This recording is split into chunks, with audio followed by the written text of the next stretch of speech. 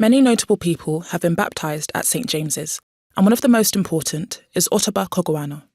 He was brought to England in 1772 and baptised the following year by the rector, Dr. Skinner. Ottobah Cugoano was the first African freed slave to call for the total abolition of slavery, and he was a key figure in the abolitionist movement.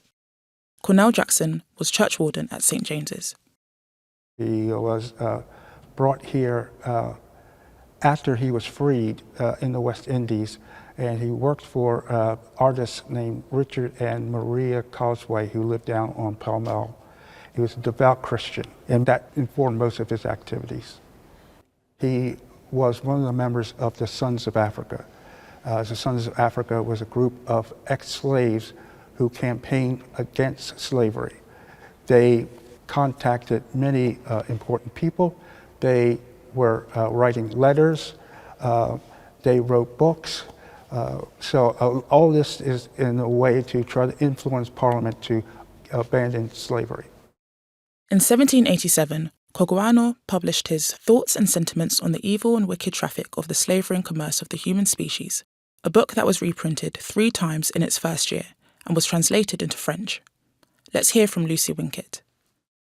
It's a really strong account of his own kidnapping and enslavement, and it's a hugely powerful argument using scripture throughout against the whole premise of enslaving human beings.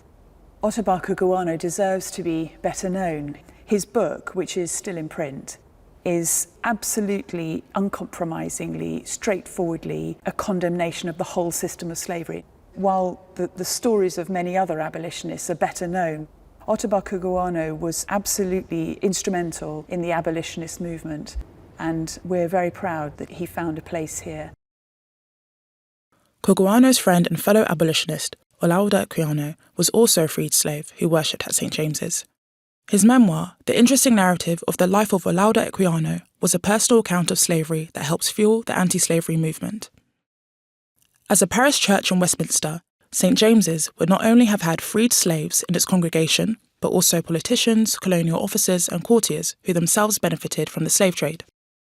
From Henry Jermyn onwards, the economic and social influences of slavery were woven into 17th and 18th century London society, and some of the more minor colonial officers were also buried here in their parish church grounds.